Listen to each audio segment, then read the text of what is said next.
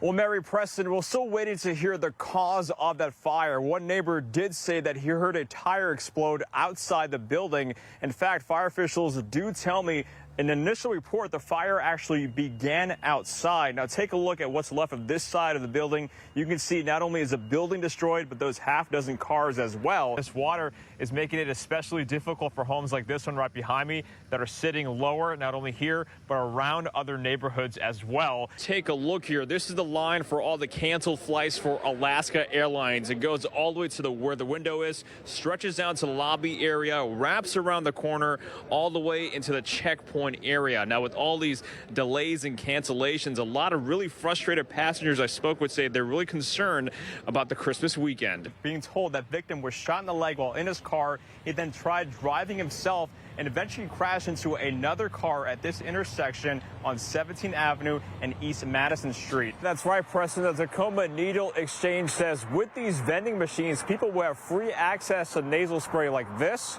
and also a chance to save a life. This has really changed within the last hour how much snow has accumulated since then, since we got here. You can barely see my boots here, pretty much covered in snow all the way up to my ankles. Being told the suspects rammed a vehicle through the front entrance here multiple times, even breaking through this metal door right over here. The force so powerful, knocking down and destroying this part of the wall over here. Yeah, Kelly, good morning. Well, SPD says Brett Gitchell slipped into someone's backyard here at a West Seattle neighborhood and stole hundreds of dollars. This all started at about 6 o'clock in the morning, and one neighbor we spoke with say since he's lived here, he had no clue he was living next to a drug lab and always felt safe in this neighborhood. Yeah, that's right, Steve. For the latest information from the Bothell Police Department, that is one of the agencies that's part of this investigation. They do confirm with us that one person is in custody. Now, before that, one of their officers actually spotted a vehicle that matched the description of those reported robberies in King County. And during a pursuit, the suspect vehicle fired shots at the officers. The officers, though, were not injured. Now, back here in Shoreline, this is the intersection where a perimeter has been set up. Now, this is the intersection of 180th and Sunny Avenue. They also believe they found an abandoned vehicle that is connected to those robberies. Several agencies here are still on scene that have been here for several hours now. That does include Bothell Police Department, Shoreline, and Lake Forest. Officers are in various parts of this neighborhood right now still. We even saw the K-9 unit out here. Those reported robberies were in Des Moines, Renton, and Bellevue. Mo Hyder from KOMO News joins us this morning. Mo, let's start with the verdicts. Tell us what happened in the courtroom yesterday. Yeah, Tyrell, all three officers were found not guilty on all counts. All three were initially charged with manslaughter and two of them with murder. Now, after that verdict came down, you can hear a loud gasp inside the courtroom. All three defense attorneys and the officers hugged each other.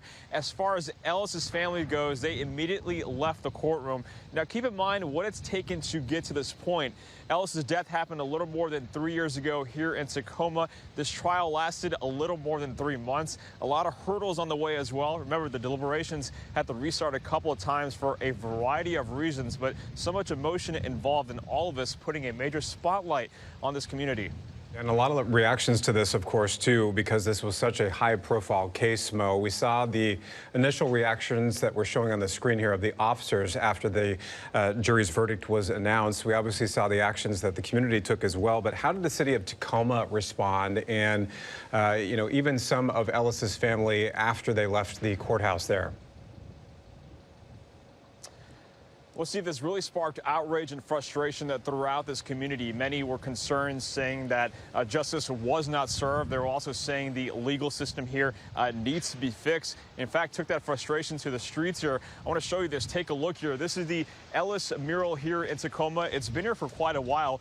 A candlelight vigil was actually held here yesterday and throughout today and also last night. People have been coming back and forth here, putting up some flowers, some messages, setting up a memorial and candles as well.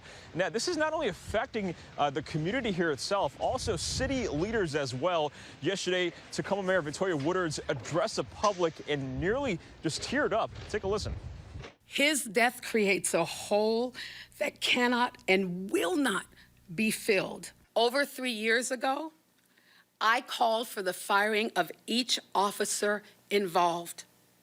And at that moment, my heart was breaking. To see that the verdicts are going to always be the same. Just sad that people have to die, you know, and they think it's okay. It just shows us that we got a lot more work to do. Our voices still need to be heard. You can really just sense the sound and the emotion there affecting so many people here, from the community to city leaders and even law enforcement. All right, Mo, now let's get back to what is next for those 3 officers. What could happen to them, and what steps is the department taking? Yeah, Tyra, right now there's an internal investigation being held by the Tacoma Police Department. That's expected to wrap up at some point today. That then is going to be reviewed by Police Chief Avery Moore. He has about 14 days to come up with a decision. Now, a lot can happen from this point out. They could face some sort of disciplinary action that could also include termination. So we're going to find that out well after the new year starts. And any decision that is made, that is going to be shared, according to the Tacoma Police Department, to the public.